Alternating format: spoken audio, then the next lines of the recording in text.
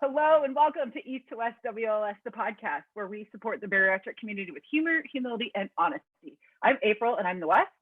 And I'm Jason and I'm the East. Today, we are probably having the most raw and real conversation that we have ever had in our community and on our podcast.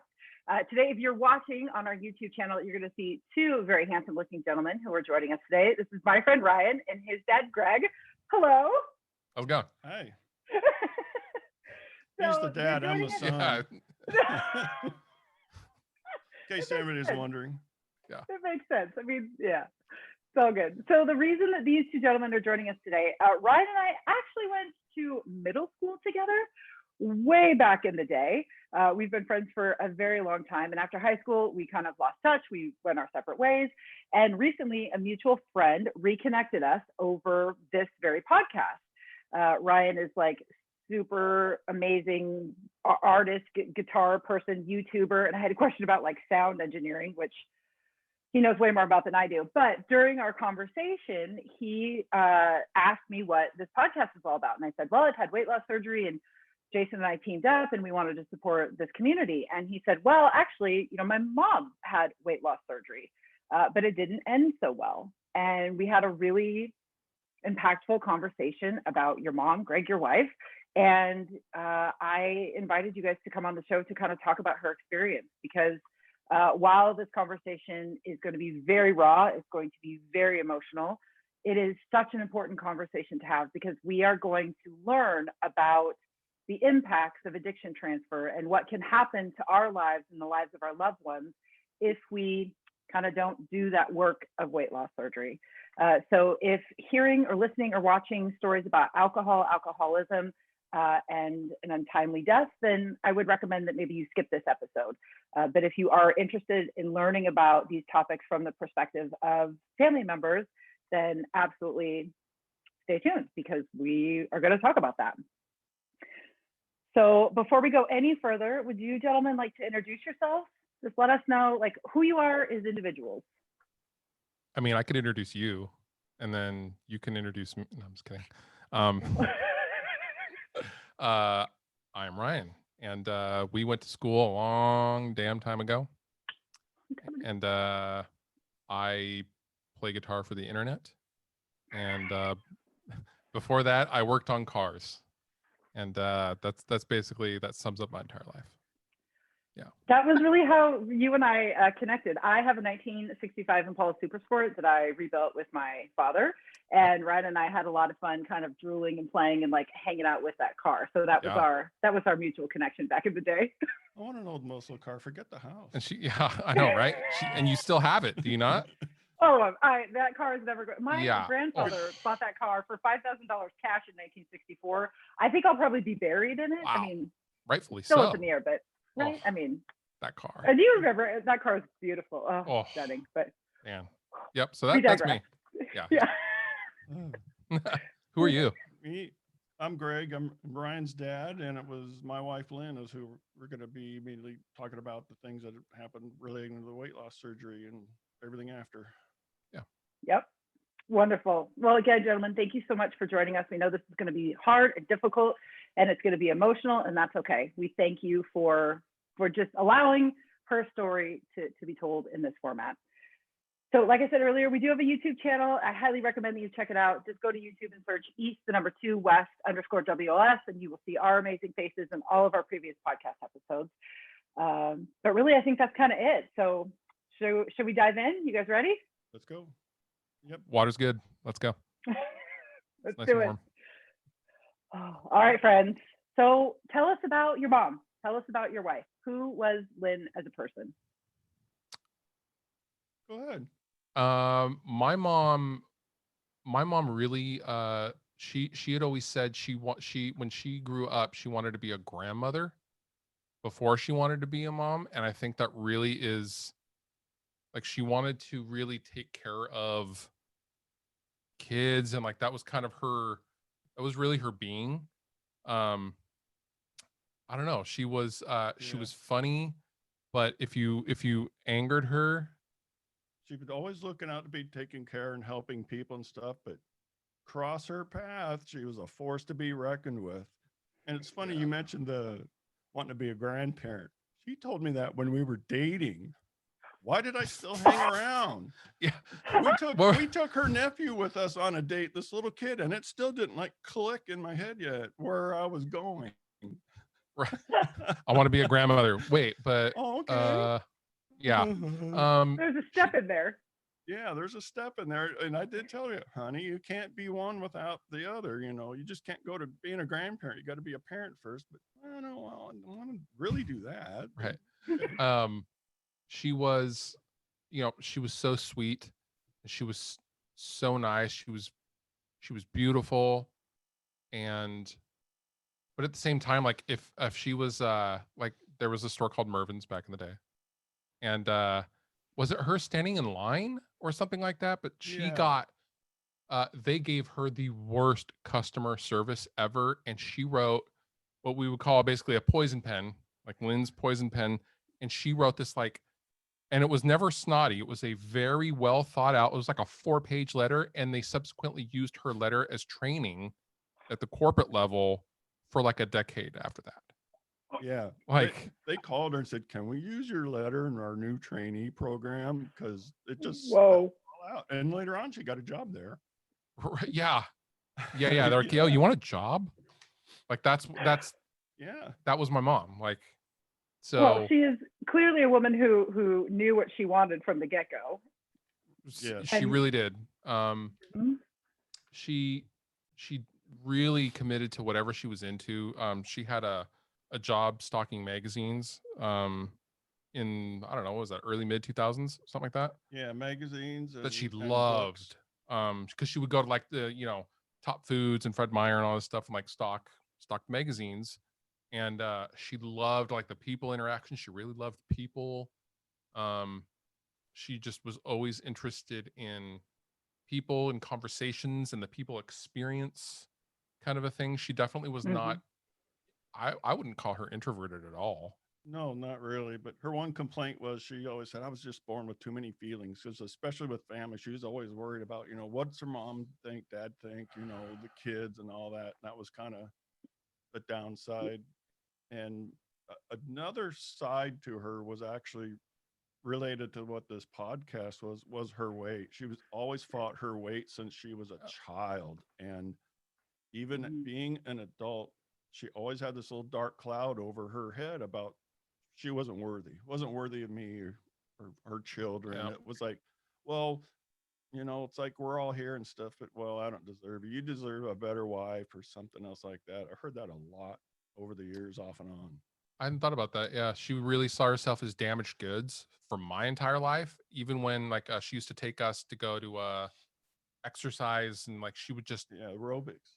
She would go to aerobics at the church at the end of 320th past Decatur High School, and like we would go with her because we were little, and she would just work her ass off, and she never thought she was good enough or worthy for the life that she had worked for. So that was always like a really, I don't know, that was the dichotomy of like her.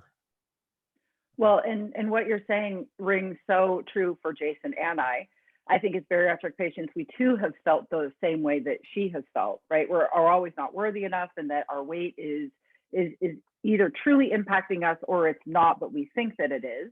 Right. And then the other side to that, which I think Jason can also speak to, is that, we use the love that we have for other people and that caring nature to worry about everybody else before we have to worry about ourselves.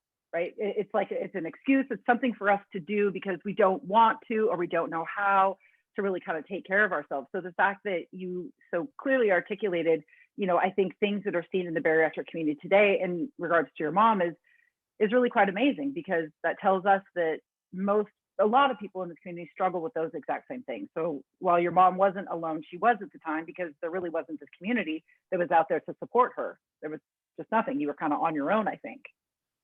Back then, there was one website, I don't even know if it's still around, but it was called obesityhelp.com. And it was around real early.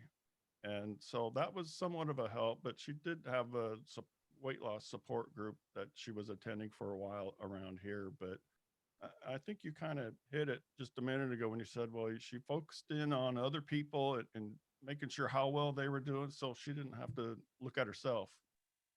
Right. Well, one of the things you said that really struck for me is it's very hard to be an extroverted empath, because that really kind of encompasses all of that. Because not only do you love and thrive off of personal interaction, you thrive on it on a level of, it's almost like they're doing you a favor by wasting their time talking to you, like what you're talking about, like you're not worthy of that conversation. But at the same time, it fuels you to keep going, to be able to be this extrovert that you feel like.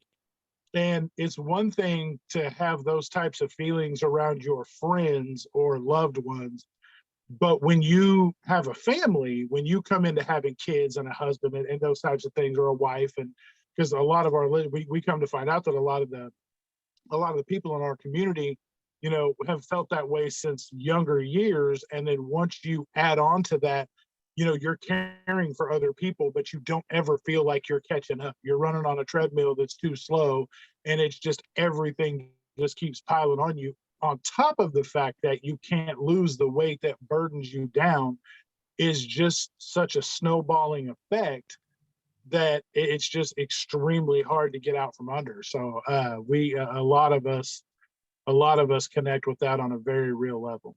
Yeah. Yeah, totally. So how did your mom's weight impact her life, do you think, from her perspective? And then can you guys talk about, did her weight impact you guys as her husband and as her son? Or was it just something that she, envisioned in her own life, but it wasn't actually reality? Probably it was all the above and then some. It'd be like we'd be standing in line at the grocery store waiting to check out groceries, and say there's a couple of gals up in front of us, and they're like laughing, and she'd just look at me, right? You two, Oh she'd my go, God, they're I laughing forgot at me. about I that. know it is. I know that they're talking about me. She They're was laughing about convinced. me. Yeah, oh my God. 100% convinced, and there's no way it was anything to do with her.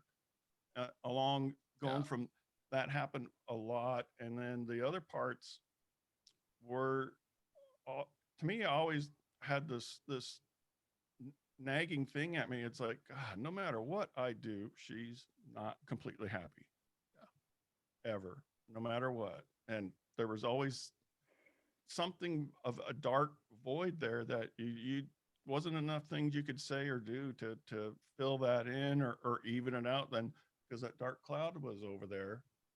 And for a brief moment, it went away when Fen came out. For her, it Yeah. was an absolute miracle. She could Yeah. sit around and eat cake and ice cream and fudge all day long, and the weight was just falling off her without even trying, and no problem. So that was a great, I don't know, year and a half, 2 years. And then they took it off the market, and her weight just started creeping up. And so after having a taste of what the good life was for her, it was worse than it ever been ever. She melted down. Do you remember Mm. when the news story broke? Like the heart conditions that it was causing, and like Mm. it was Oh causing yeah. massive heart damage. And like she was asked if she wanted to take part in like the class action lawsuit. She was like, absolutely not. I Yeah. loved, worth it. And that was Yeah. devastating for her when they took that Wow. off the market. I forgot all about that. Yeah. And all the doctors we went to for years that were specialists in this, they'd said, yeah, there is something, but we don't know what it is or how to fix it in her. And yet the Fen was it, because she would truly eat 1,000 calories a day, be doing aerobics every day, Oh, and yeah. down at the track Coda running around the track, right? Just to Been try there, to done that. keep it from going up. So it's like Dude. it was no matter what. She worked real hard, and she was so it's interesting to hear about all this stuff from your perspective, because as a kid, all I knew is she was constantly talking about her younger sister Teresa, who could literally lose weight by shoveling ice cream in her mouth growing up. Like she was the Thin and pretty and outgoing, chatty, younger and sister. just she was jealous of her in some ways, although they got along really good. But They did, yeah. she'd even made comments to me about how past boyfriends were like interested in her younger sister, and it was like, Yeah. who? Well, Yeah. yeah.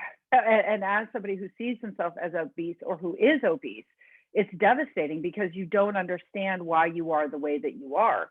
And then you turn to these really dangerous things to help you lose the weight. So you're either extremely calorie deficient, or you're going on these crazy diets, or you're taking drugs that can kill you, or you are exercising 5, 6, 7 hours a day. You're doing all of these things to get to the place that you need to be. But now medical research has proven that your size and shape is so much more than just calories, right? There's, Yes. Yeah. it's more than that. But when you think that there's something wrong with you, right? Like, well, I'm doing something wrong, or I'm deficient, or it's me, then it's just all consuming. And I think that's that dark cloud that you were referring to. I often wonder, because there was no, I think that was a huge element at that time back, in the 80s. The government was still trying to, uh, shove carbs down everyone's throat by any means possible, and TV dinners and all that kind of stuff. Like, I often wonder um, if you had moved everyone's lives up even a decade, if not more, if the education had been there for food, because I myself didn't know anything about eating No. right until sodium, huh? Like, Yeah. I can't eat just pizza and like pizza rolls and Campbell's soup. Like, why is Mhm. that bad? Like, there was Mhm. no education back in the 80s as I remember it. And I remember you guys doing the best you could, but Yeah. like, I wouldn't we ate hamburger helper a lot because that was way better than a TV dinner, but like hamburger helper's not good. No. You know what I mean? But No. back then, you just didn't know about any of the Well, stuff. and it was cheap though too. See, Also, it was cheap, just working class one family. one However, income, there was no But education, and I often wonder if she had that education on how to actually like achieve the weight goals that she wanted to properly and in a healthy way, if that would have changed anything. But then again, I don't know if it would have. yeah, her one complaint was always here because I'm so sick and tired of doctors of saying, "Don't have that second piece of cake for dessert," and it's Oh. like, really? Right. Oh, Right. Jason, I can tell you how many times we've gone to the doctor and somebody has told us, like, well, quick, go to this drive-through.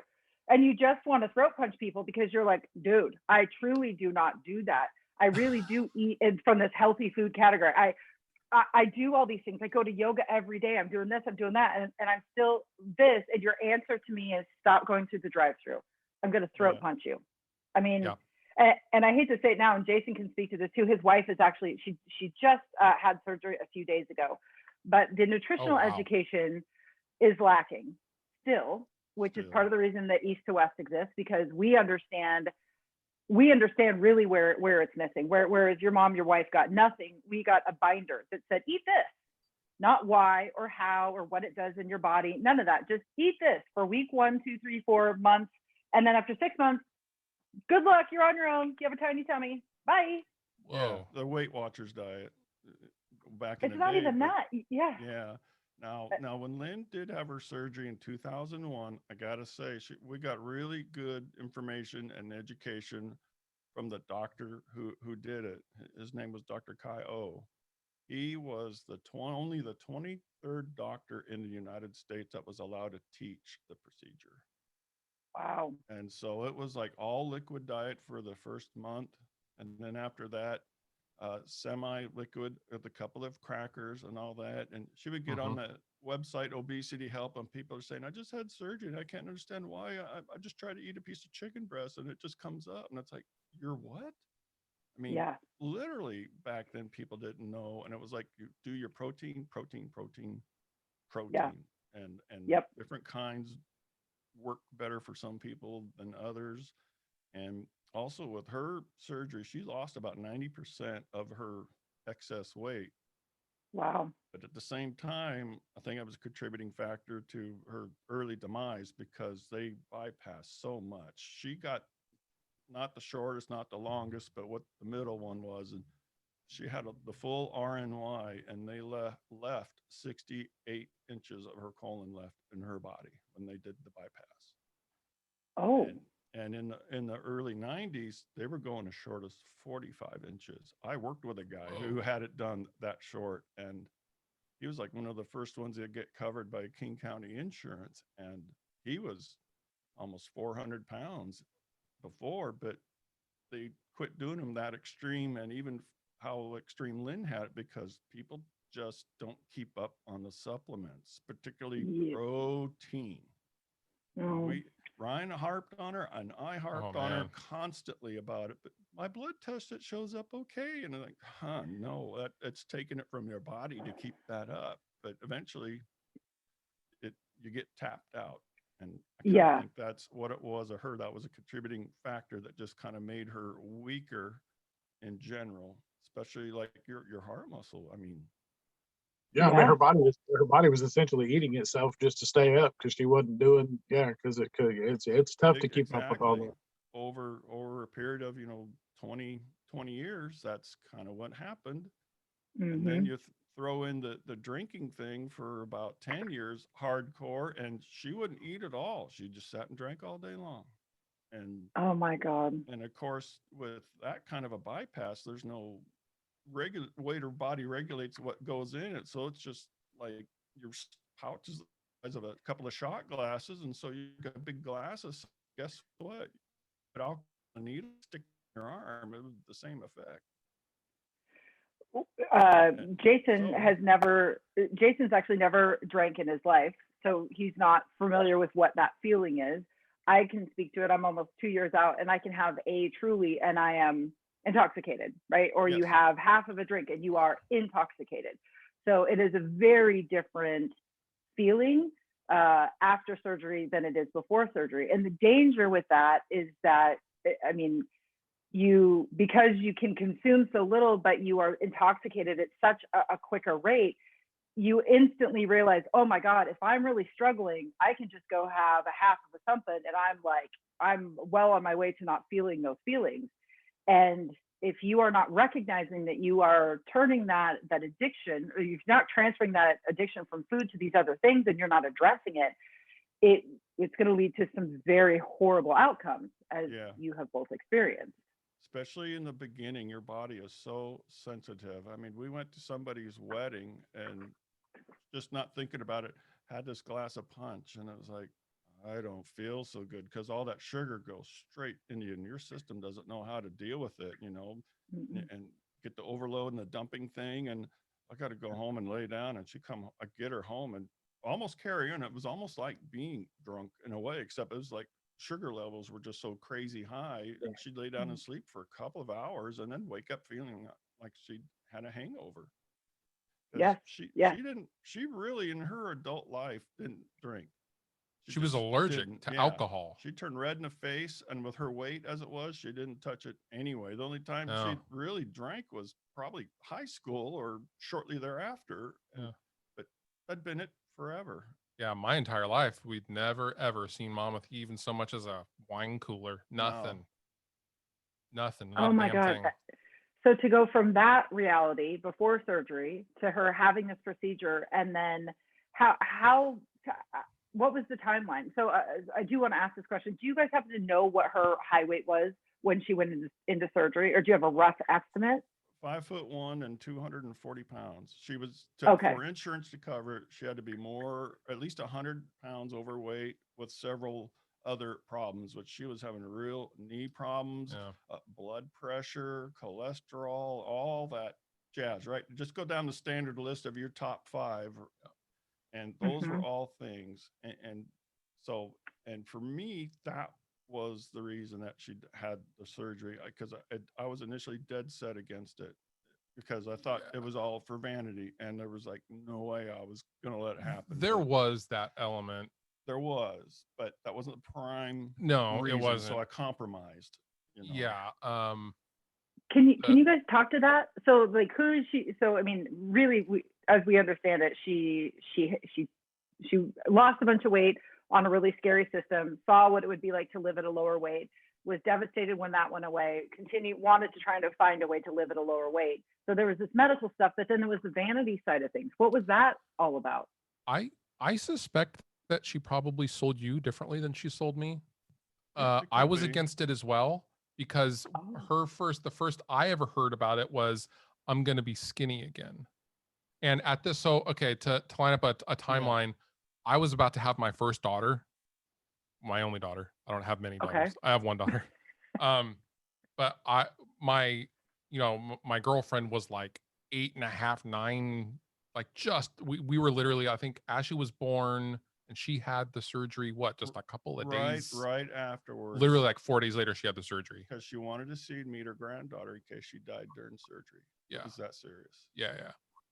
So she sold it to me. The first she ever mentioned it to me was, I'm going to be skinny again.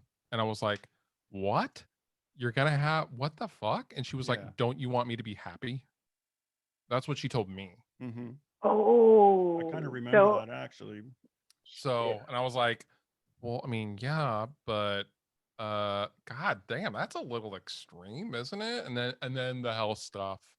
Oh, yeah, okay. But I'm like, I don't know about that. Like that seems pretty extreme, Mom, but I was dealing with, you know, my new kid and stuff like that. So yeah, Yeah. yeah, But her brother, who had a pretty strong influence in her life for a long time too, was like, he was dead set against it. yeah. And her mother wasn't exactly happy about it. I don't think either one of my parents or her parents were that thrilled, but it was like there was enough medical things, especially when you're, I don't know, 45 or something, and things are getting a lot worse, a lot faster. And looking down the road, it's like, well, where's your blood pressure going to be? You're going to have a heart attack and then die another 10 yeah, years if you don't have it. yeah. But and we did go to a lot of support group meetings, particularly one that where the patients were all from Dr. O, and it was like, oh, okay, I was good with it at that point. Well, and I guess that's kind of my next question. I mean, Jason can absolutely speak to this.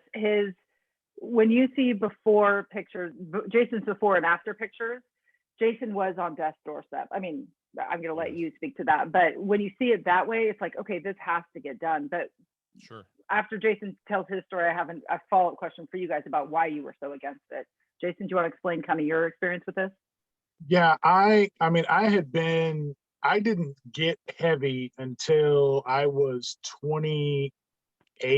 I mean, as a child, I was chubby, of course, you know, you to grow the out and then grow up and then grow out and up. But as I got older, you know, I'm 6'4", so I stayed around 225, 230 pretty much forever. And then I had health issues just kick off one day, and I gained 100 pounds in like 7 months. And then I gained another 90 pounds, and then I get, you know, then it was just snowballed from there. And I had been approached about weight loss surgery from different specialists, but none of them that I actually had a connection with. And so when they brought it up to me, it's like, you don't even know me, and you're asking me if I want to do this, you know, like, you don't know that I could do it on my own. Like, don't come at me with this, do you want to have surgery for weight loss? Because you don't know all the work that I'm putting in. Like, I'm going to do it on my own. I don't need you. So I had just kind of blown it off for years and years. Well, cut to the fact that I'm, you know, 40, I was 44 at the time I had it. Yep. But I literally was to the point that I had missed out on a good chunk of my son's, you know, formidable teenage years of being able to do stuff with him. And kind of when I should have been showing him a lot of the stuff that fathers show their sons during that time frame, I would just miss out on it because I couldn't stand up long enough to do any of that stuff, or I couldn't move around good enough to do those things. Wow. So when you know, because I was the one that was dead set against it for myself without anybody else even having to say anything to me. And so eventually when I spoke to a doctor that I actually had a good connection with, because I brought it up to her like it was going to be like she was going to laugh it off with me and be like, well, that guy just doesn't know you. And she looked at me and straight was like, I mean, it's not an awful idea. And I'm like, what do you mean it's not an awful idea? And she's like, I mean, for real. Because at this point, my nose had swollen up and was just purple to the point that the oxygenated blood was not getting to the parts of my body. And my doctor flat out was like, your nose is dying on your face. Your legs, like my legs had swollen up to the point and my skin was so thin that they were just busting open like hot dogs that had been left on the grill too long. Because what she had said is I have so much fat in my legs that it's constricting the blood flow. So essentially the skin on my legs was dying, just like my nose on my face was dying. You couldn't find a vein in me to save your life. Like everything was just encased in so much fat because I weighed 468 pounds. And at my heaviest, I think, and that was before I started the liquid diet to actually have the surgery. when I was at my actual heaviest, I think I was more closer to about 480 pounds. But just everything about my mobility, my health, my everything. I mean, I was on a blood pressure medicine regimen.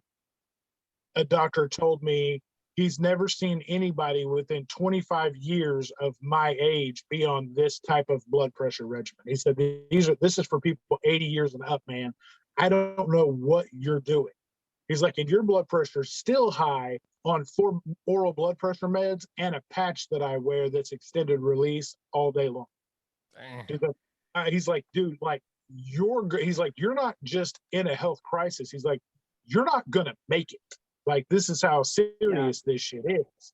And it took that kind of like kick to get me to finally go, oh, I guess you guys really know what you're talking about. Maybe I'll look into this. Yeah. That's like Well, enough and I stuff think to it's kill a normal person, really. Yeah. right. And this is the, these are the conversations that we have to have with ourselves and with our loved ones, because it is scary to undergo bariatric surgery. Is scary. It is kind of a great unknown, especially because we've never lived at a low weight or at a healthy weight. So we don't even know how to get there. And then there's the complications during surgery, complications after, there's all this stuff. But then when you know that you've got this medical thing going on, but you also want to look a certain way, you really have this drive to do what you need to do, taking this leap of faith. So, knowing that there's reasons for doing that, why were you guys opposed to it at the beginning? Was it just something that was brand new at the time and it was just very scary, or were there other things that were going on that prevented you from, being for her surgery? For me, it was, well, at that time, 2001, it was pretty new. And like, if you, I mean, not even Googled it, Alta Vista'd it, at the time, like there was, pre-Google. nothing. No, there wasn't hardly anything. Also, No. for me, I wondered, and I asked her, I'm like, all of these feelings and things that you feel aren't going to suddenly go away just because you like lose a bunch of weight. Like your childhood doesn't go away. And she was like, no, but I'd feel better about, the great justifier. She would always justify it and just sell it. And I was just like, well, I'm gonna go be a dad and do this thing. So like, let me know if you need anything. Yeah. And that was pretty much it. I think for me, it was still unknown, but I went to a lot of the meetings. There was even a few where talking with the doctor and the people there that were running the meetings had gastric bypass, like 94, 95, and theirs was a very more extreme than Lynn's was, and I got okay with that. But I think Ryan hit on a good point that Lynn, I think, like probably almost everybody's like, oh, if I was just thin, life would be perfect. Everything would be great and wonderful. It'll all fall into place if I was just normal. I was normal. Well, even after the surgery, no, you're not normal. And has a surgery, then all of a sudden she started coming home, and after she'd lost most of her weight, she'd just be furious and mad. I go, what happened? This guy held a door open for me and go, what? That Saint bastard, if I was fat, he would have slammed that door in my face. But because I'm thin now, he holds the door up and says, hey, how you doing? And that just infuriated her. And I go, you can't do anything about how people react to you. You just can only work with how you react to them. You can't change people like that. It really upset her for a while. Mm-hmm. But it's so interesting that she verbalized that with you guys, because again, something that many of us after bariatric surgery go through is you really have to face the reality of how the world works. And that is that if you are deemed more visibly attractable, right? Or if you look a certain way, if you fit into these society, standards for a good looking person, you are going to be treated differently. And you don't want to believe that. But then you have the surgery and you lose weight and you go, oh my God, that is exactly what is happening here. And it is infuriating, because all of a sudden in that moment, you realize that you have been discounted by society for your entire life, or for that entire point of your life that you thought you were fat.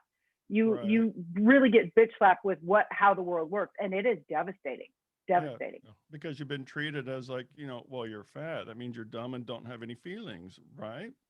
Right. Bingo. And that's not the case. It's not the case at all, right? No. Your size and shape has nothing to do with your intelligence, your personality, what you have to offer to them, nothing. But Right. because you believed it, and because it is true, you have made these decisions in your life that were impacted by your weight, and you are just so furious at that. You're furious at yourself and others. Yeah, Well, Jason. and it takes such a small sample size for you to make your mind up that that's how the whole world viewed you. Like it only takes like what you said, that one instance or a very small sample size of those instances for that to click in your mind and just be like, well, that means every single scenario that I ever thought was the case, that was exactly the case. That's what it was. There's no way to get around it. And that's really tough to deal with. But also speaking to the vanity point that you were talking about, I remember my only, like for me, my only vanity point that thinking about the surgery when I finally agreed to it was, I just don't want to be, I just, my normality version was I don't want to be stared at anymore. Right. Because like I said, at Yeah. 6'4", 468 pounds, not easy to miss. Like, I'm in the room. And so anytime I'm anywhere, like I felt like like you said, your mom would always think people were staring and giggling and laughing and snickering. I just knew that people were aware that I was there because I'm just big and I stick out. And so I always felt like I was in the way. I always wanted to find the closest corner that I could stuff myself in so people wouldn't have to try to wedge themselves around me. So I was ready for all of that to go away. And that was the biggest vanity point that I can remember speaking to. Mm-hmm. Yeah. Well, and even after you get to your low weight, you still feel that you are taking up that same size. So there's all kinds of things that bombard you as you are losing this weight. So it's this combination of this euphoric life and then this devastating truth that kind of mashed together, which you guys lived through. I mean, because you described her before surgery, right? And then after surgery, she kind of became this very different person. Or it sounds like maybe more of her came out, but it wasn't necessarily good. Right. Yeah. Right. And the thing is, she would still, for a long time, look at herself and perceive herself as still being the old way. Mm-hmm. It took several years. I'm not even sure at what point it kind of started to go away, but it finally did. But even with the reality of she, saved one pair of her biggest pants she'd ever wore and stepped into them and held them out and stuff Yeah. like that, but it didn't register. Still, it took a long time for it to click to where this is your new normal. It's okay. And it got finally at one point, it was like she drew the line. It was her sister, of all people. Oh, this is my sister, Lynn. Doesn't she look great? She had a gastric bypass. And she was like, I don't want to be known as gastric bypass Lynn anymore. I just want to be Lynn, period. And like kind of dropped the whole moniker. And that was a good thing. But the bad thing was she didn't keep up going to the weight loss support group meetings and things. And that's when she, I think, started to like not do the supplements quite as religiously as she needed to and stuff like that. So that was a double-edged sword for sure. I remember one thing when you said that made me think about that, because to us and to people that know our journeys and what we've been through, we look great compared to what we looked like before. But I remember I said something to my wife about it. I was like, it's funny to me because we're out and I feel better. Like I know that I'm losing weight. I've lost a ton of weight. Like I know that, but to people that don't know any better, I'm still fat. Like I'm still a big person that's just out moving around. They just don't know how big I used to be. But by society standards, I'm still too big. And I told her, I was like, it really messes with my head because to me, I've done fantastic and I think I'm doing great. But to other people, I'm still just the same fat ass dude that's walking around that probably shouldn't be where I am, wherever it is I am. So it's a mental game that's really tough to get through. Yeah. And I think that's something that probably doesn't get discussed enough ahead of time before somebody has surgeries, like all the mental things, the situations and the interactions with people and stuff, because there's people we've known through the doctor's office. They were young and just married, passionately in love, and they both were big people. they both had gastric bypass. All of a sudden you've got infidelity, and then next thing you know, they're getting divorced and everything. And this one particular couple I'm thinking of, they were like just puppy love even after 5-6 years, and then gastric bypass surgery, it all fell apart. Yeah. Totally. Well, the two most interesting stats for bariatric patients, well, I don't know if interesting is the right word, but they say that you have a 50% chance of a relationship or a marriage ending after any type of bariatric surgery. And you have an 8-fold chance of becoming addicted or dependent to drugs or alcohol after surgery. So eight times more than just like the normal human number.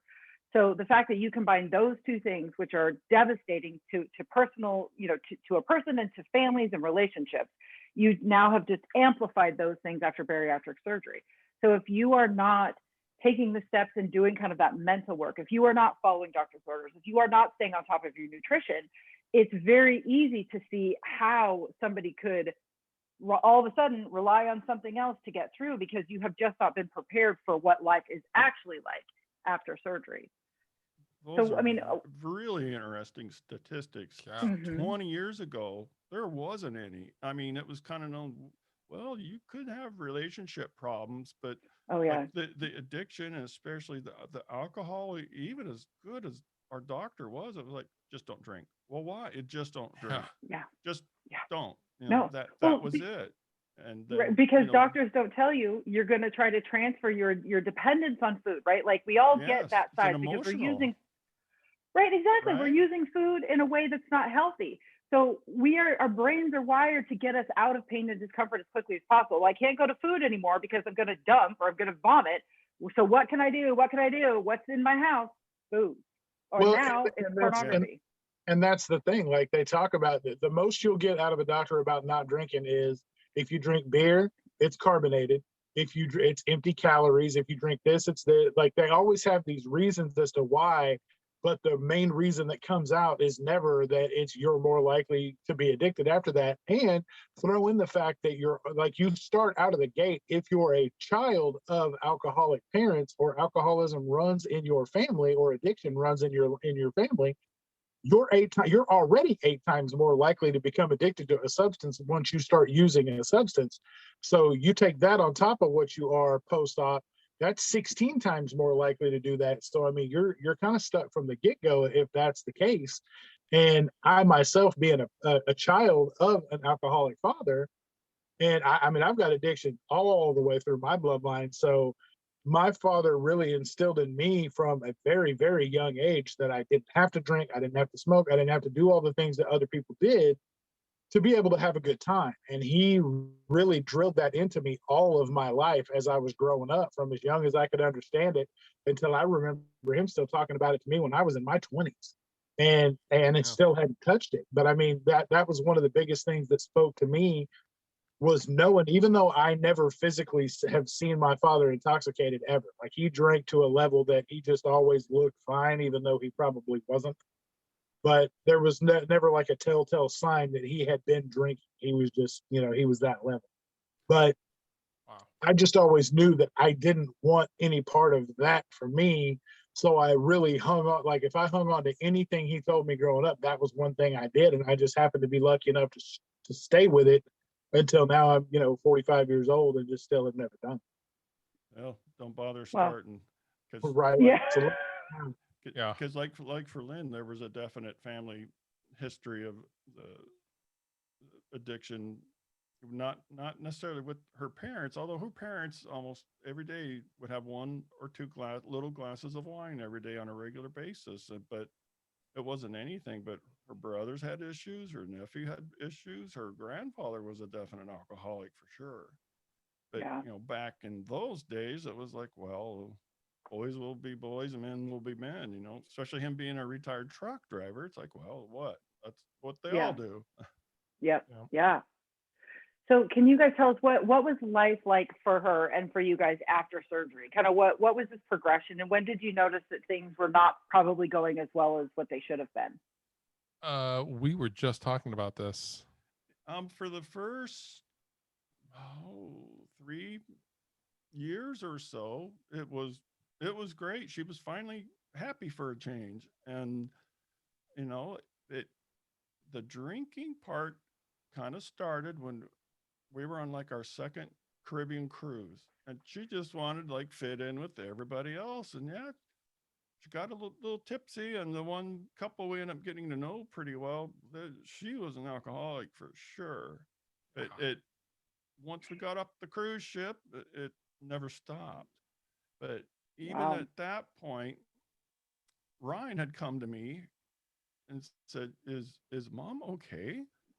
What do you mean? Well, she's like not just drinking, but like drinking a lot. And it's like, yeah, she is, and I noticed it too. But I think it's just kind of like when you turn 21, you know, it'll just kind of run its course and settle back down and not be a big deal. And it made sense to both of us, but that wasn't the case. It just kept going and kept going. And the thing is, thing uh, when somebody develops that kind of problem, it gets really bad before you finally see and Yeah. understand what's going on, because you spent your whole life trusting, believing, giving this person the benefit of the doubt. And seriously, all the red flags were all over the place. And I know for me, I didn't see a single one of them till we were in the thick of it. And it was like, oh man, now this is a problem. And then Oh, it kind of started off as, well, just don't let me have more than, blah blah, drink or whatever, like trying to use me and blame me Yeah. for it She did a a lot, putting lot. the well, Yeah, your dad let me have more than I should have. yeah, it was me. oh, But oh, I even was in the the one responsible for the amount she drank.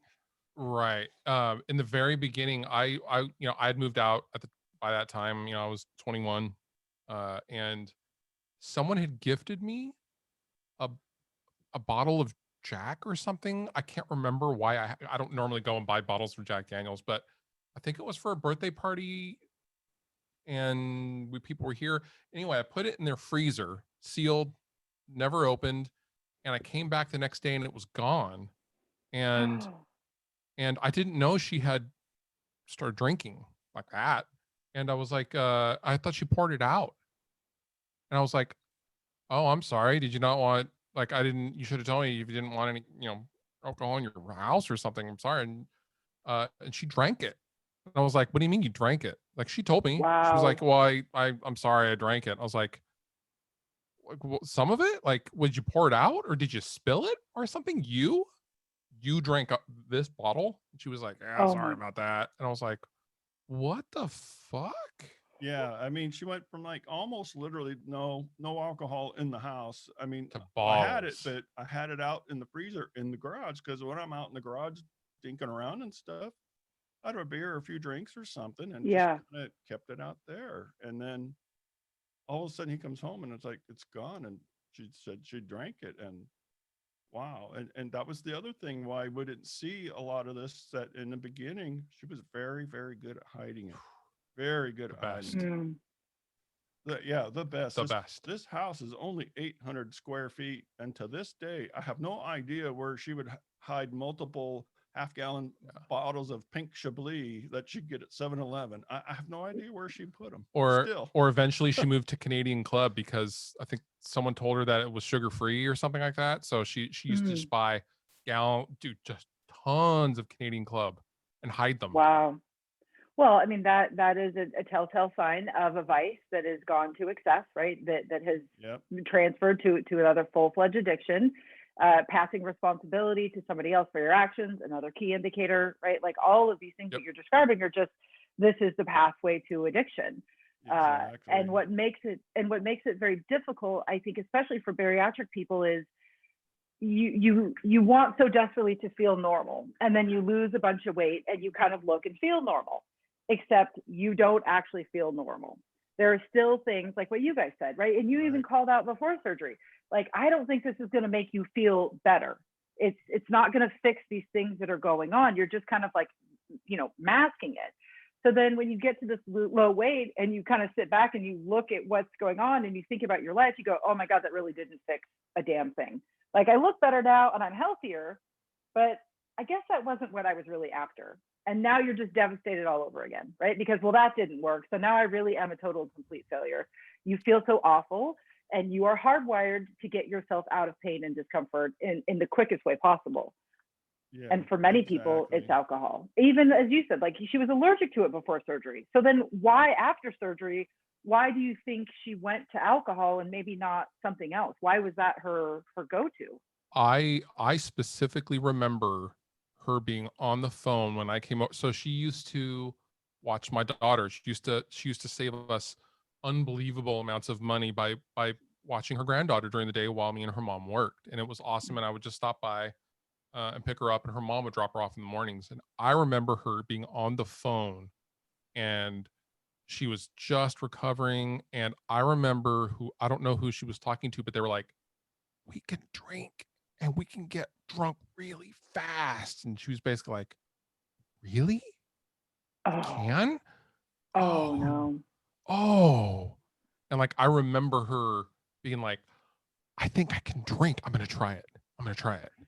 I was like, Oh, Right. And as you know, you have a couple of sips. You don't go through that little warm, fuzzy period in between. It's 0 to no. 1,000 miles an hour And- in an instant.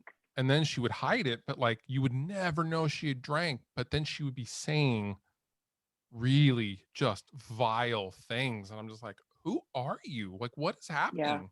Are you okay? Yeah. Oh, She could not been more opposite of who she was. no. I called her anti-Lynn, is what it Mm. turned her into. She just stuff. I mean, She there's so would many, I say, can't think of any really. But she Oh, would say the most just the most horrible thing you can say to a husband, and then yeah.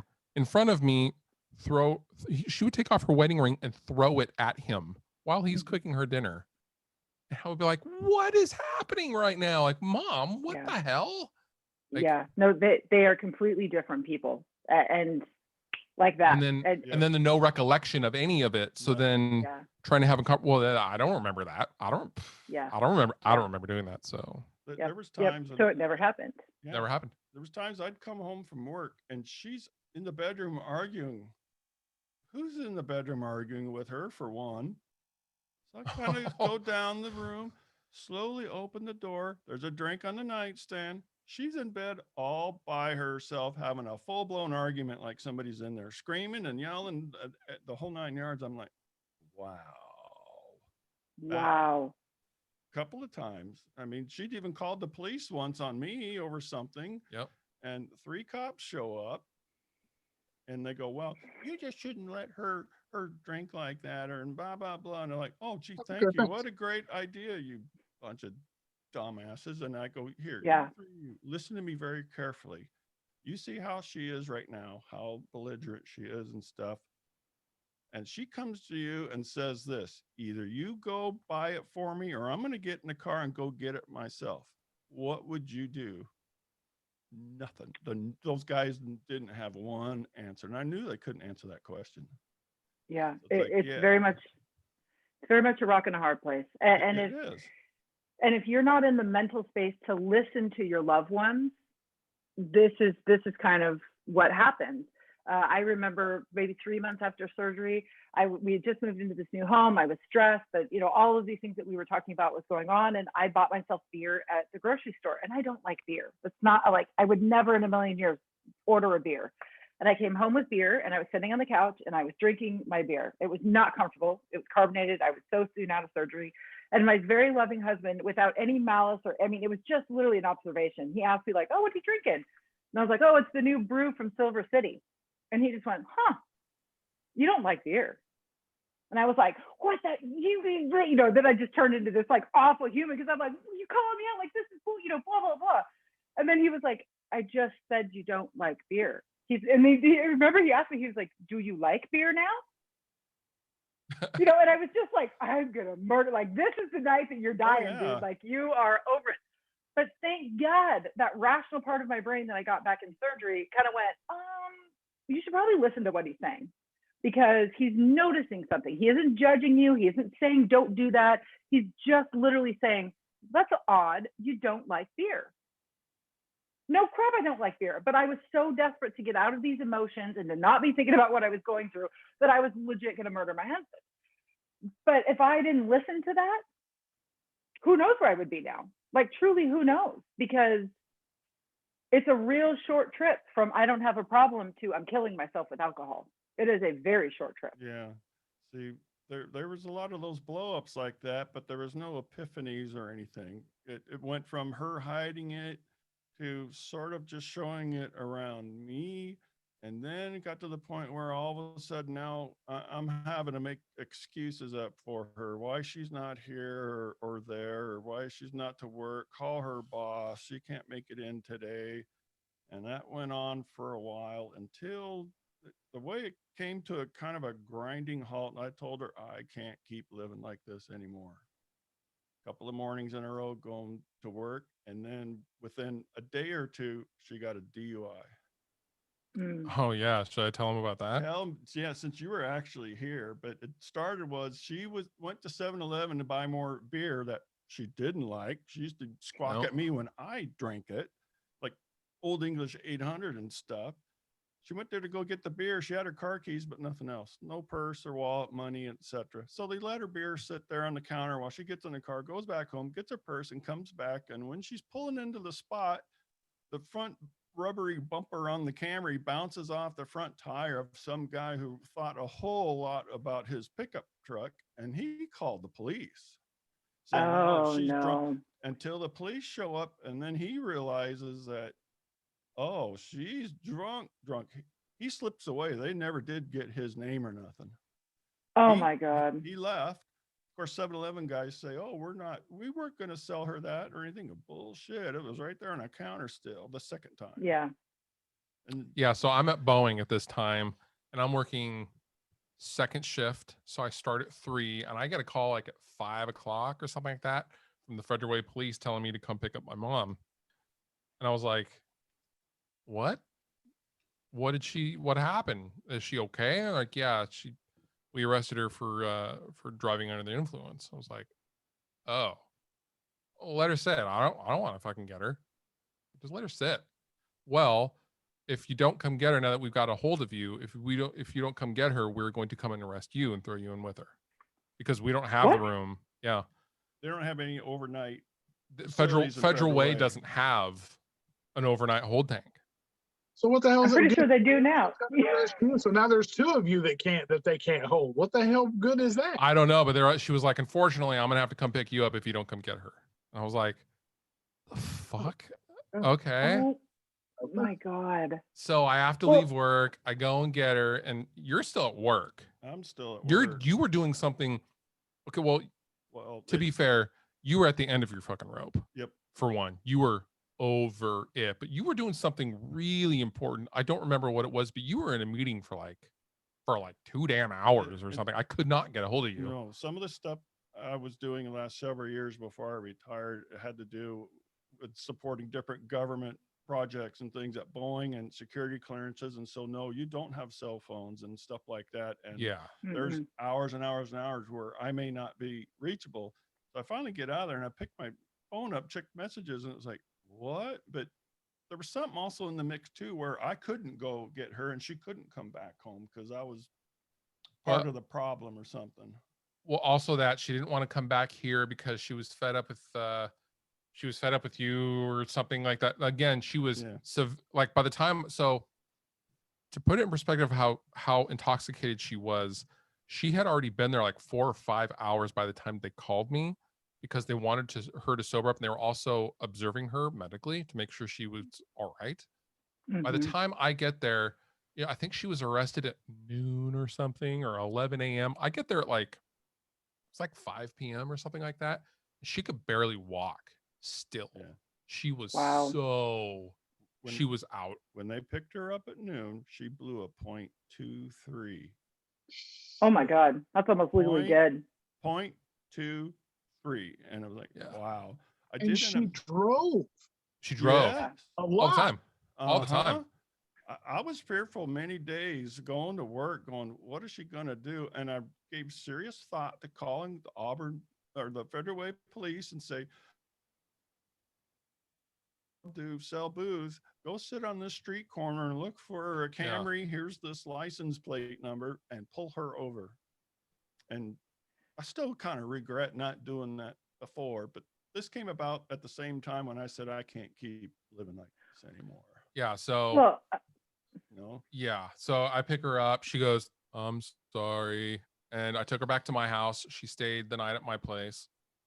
And then I think I don't even remember. Like there was so much going on, but like you were gonna change the locks or something, or like Yeah. you were over it. So like I was so mad about it. I you was were pissed because also you have security clearances. like, could impact my job. And your livelihood. they were Yes. they were Her. aware of when she called the police and they came out with the 3 cops. That was Yeah. duly noted, but wasn't an issue, but they still knew about it.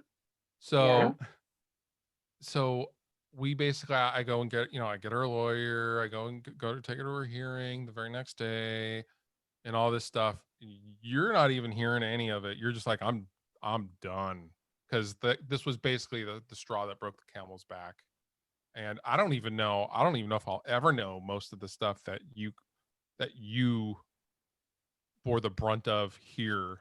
Because I'm married by this time. So Yeah. this was what, 2000 and was that 2010? Yeah, I think so. It was. 2010ish. I bought a house out in like South Hill and I'm married and I'm like going, like He's Yeah, busy boy you're on his doing your own. life. yeah, I'm doing my life, right? It's like I'm long gone and Yeah. you're done. And Did she go end up over at her mom and dad's after that? then she went and stayed. Yeah. So we came here while you were at work and she packed up a suitcase and I took her over to her mom's house, her mom and dad's house, and she stayed there. I don't know how long. It was several days, and in my mind, it was like, "That's it. I'm done. I'm You done. were I am done. Done." You were done. And I don't even know how she's sober. Dude, it literally took her like 2 days to sober up. Oh, I'm sure. not even exaggerating. Oh, Yeah. let me throw in something else you probably don't know about. While she was staying at her mom and dad's, little travel size of alcohol bottles they've picked up somewhere 20 years ago that are in the back of some cabinet. No. She found those and drank them all, and her mom felt horrible. That's Oh why my she was God. there an extra couple days. I didn't know about this Oh, till years later. Whatever little bit of hooch they saved that was 20 years old or something, she found it and drank it. And they told me they were so sorry. They didn't even think about it I didn't know that. because it was always there. It's like, Yeah, I mean, my but that's parents don't addiction. drink, but yeah. Yeah. Searching through Yeah. the house, knowing where something was when she was a teenager, and well, it was still sitting there. But Yep. I was Well, so mad and fed up, but it was like her mom brought her home. Yep. I still loved her. Yeah. It was like, I went literally under my breath. I went, shit. I still love her. I opened the door. She looked so battered and beat up. She looked terrible. It was awful. And they're like, come here. I just went from there. She went to court. oh, Yep. Court said 0.23, only a conditioned drinker can do that. I was like, yeah, been working on it a good 7 years. So we had a good lawyer with her, but also the lawyer said, okay, go down to this treatment recovery place that's down by Camp Boeing, do that. And also part of all the thing, you get a blow and go in your car. And oddly enough, one of the things you have to pay to do is spend one night in jail. And it's like, huh? So at the counseling place, I said, hey, go to Issaquah. That's the nicest jail around here. Go up there and pay your $100 and spend the night. And that's why we went up there. Yeah. And she did everything in the treatment center said, and she went to AA meetings. And I got to say, one filled in the gaps from the other. It's like the treatment place had a whole lot of explanations and things, and the counselors themselves were recovering addicts or alcoholics, but AA meetings also filled in the gaps in between that. So it was pretty complete, and she was determined to be successful, and it really upset her to have people in there just kind of trying to figure out ways to circumvent the system. And that was the end of that. But in all that, $25,000 later. yeah. But in all that, from my observation, when she was busy drinking all those years, that was when she stopped doing supplements, Yep. protein, all of that stuff. And her onset of the osteoporosis was real bad. It kicked all that.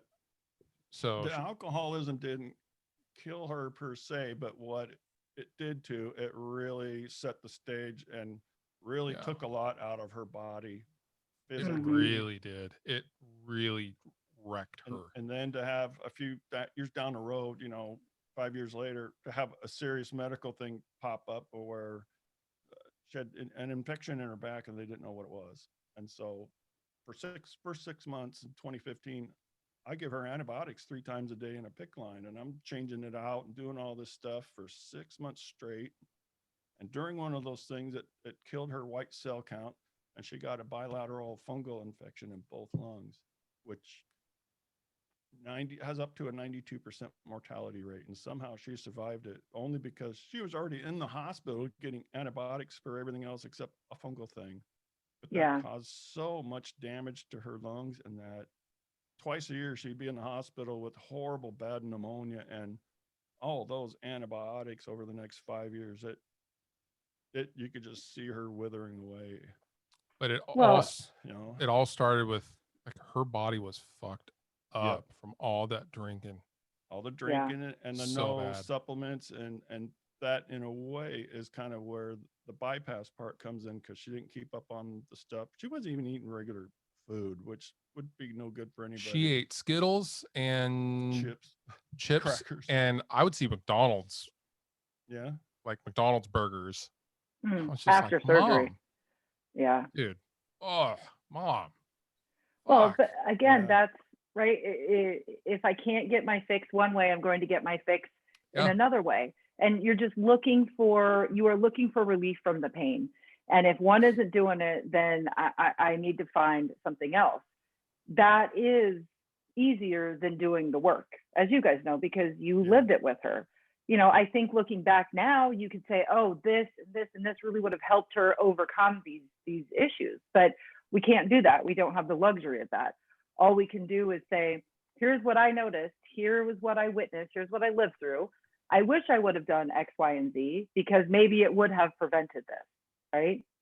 So, I mean, from your guys' perspective, it just seemed like this just kind of went in a progression. I'm not happy with the way that I look. This dark cloud is always hanging over me. I like to take care of everybody else before myself. I found this way to lose weight, and now that doesn't work after I've lost weight. So now I'm going to take this very serious step and have bariatric surgery, right? Yep. And then I have this surgery and I have some success, but I realize it doesn't fix what I am looking for. So now I'm turning to something else because I feel like a failure. Does Exactly that seem right. to be kind of okay? Right. So, okay, so these might be really difficult questions, and I don't know if you can answer them or not, but do you believe she would have become dependent on alcohol if she had not had RNY? No, because for one, it just simply would take too long for the alcohol to absorb. It was like an instant buzz, like what you see people on the streets with meth and crack and everything. It's that instant high, and bam, that's what it was. Yeah, for sure. Yeah, let alone the agree. predisposition to it in the first place. Yeah, absolutely. What do you think she was trying to escape from, or what pain do you think she was trying to cover up? Maybe when she first underwent R&Y, and then when she turned to alcohol. I think there was still pain from when she was a kid, because her dad kind of would make fun of her because just wasn't aware. I mean, he apologized for it years later, but it still stuck with her. Like at the beach, used to be able to ride horses and stuff, and she can recall overhearing him say, "You better get that horse over there. She might hurt this other little one by getting on it." And they used to even draw comics making fun of each other and stuff. Well, he drew a picture of her wearing this huge dress, and on the corner he put a tag. It said Seattle Tent and Awning on it. That kind of stuff. And it stuck with her and it hurt her. And oh my God. Although they totally made up for it stuff, it still bugged her, because he didn't realize the impact it was having on her. But I think what's a definite thing that happened with her is what I think happens with a lot of people that say get divorced. They think, oh, I just get a divorce and it's going to fix everything. No, it doesn't. You just trade one set of problems for another set of problems. And with her and the bypass, I think that was still a thing. And then all of a sudden the alcoholism came up, and it was like, well, once she got cured of the drinking, we probably had 5 really good years in between before the medical stuff started. And it was like, so many missed opportunities, looking back on it, like, dang.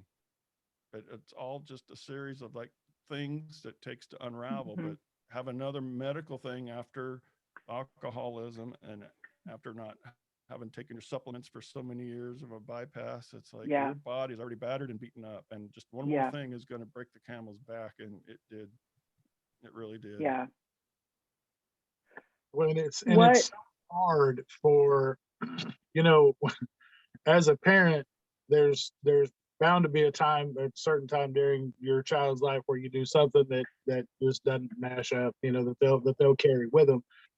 And the thing about that I really had to come to grips with as a father myself is you can apologize to them when they're old enough to understand for something that you did when they were too young to understand the impact, the full impact, but it doesn't change the feeling that they've carried with them for all of those years. They still, I mean, they understand, they're old enough to understand the apology as an adult, but that apology will not heal that wound that they've carried with them for all of those years. And so, I mean, it's good that he got a chance to do that, but it's almost more at the end of the day, it almost, it's kind of a cop out for the adult to apologize, to the adult child, because it just makes you feel better. It lets you, you let yourself off the hook by saying, well, I apologize for it now, so we're all good. But it just doesn't, that's not the kind of band-aid to heal that kind of wound. Right. The only people who can heal those types of traumas are the victim. That's it. Right. There isn't a single thing anybody outside of you, of themselves, of yourself, can do to fix that. Yeah. And logically, you can accept it and choose to move on from that, but that still doesn't fix it doesn't No. always fix the emotional damage, the No. scars, and No.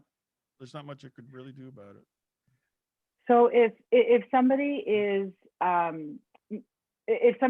maybe, so they've had bariatric surgery and they realize that they are perhaps transferring some addiction, or they notice that a vice is taking control in their life, what do you guys wish that you maybe would have tried or done when you realized that she was turning to alcohol?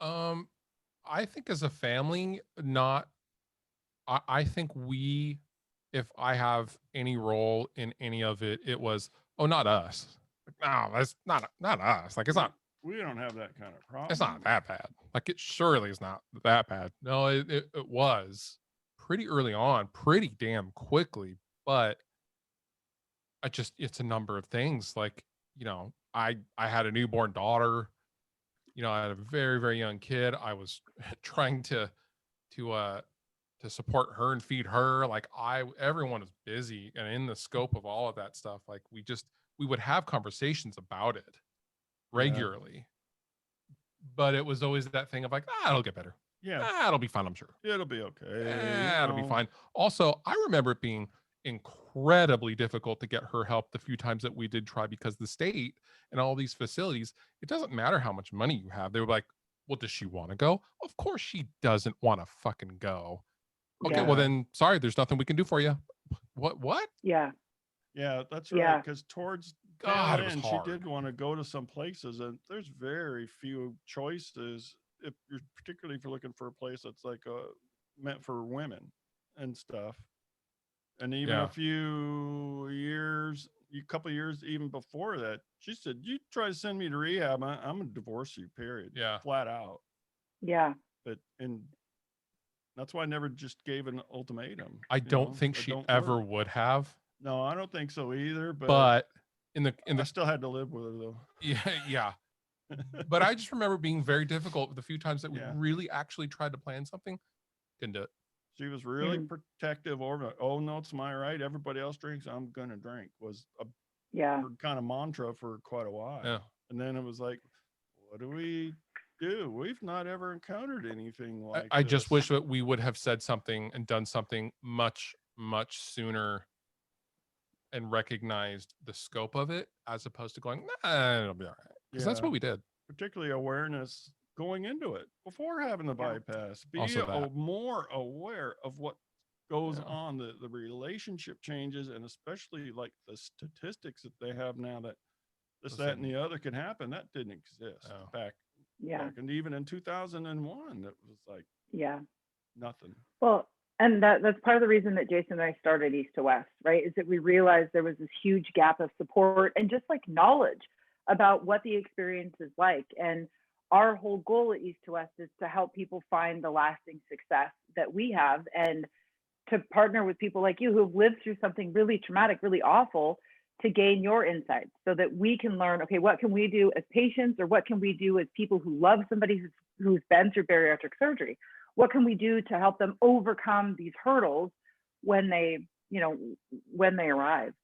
So I guess that's kind of like my last question is, are there things that you wish you would have done, or is there something or some things that you want bariatric patients to know about your experience trying to help your wife and your mom overcome, alcoholism after bariatric surgery?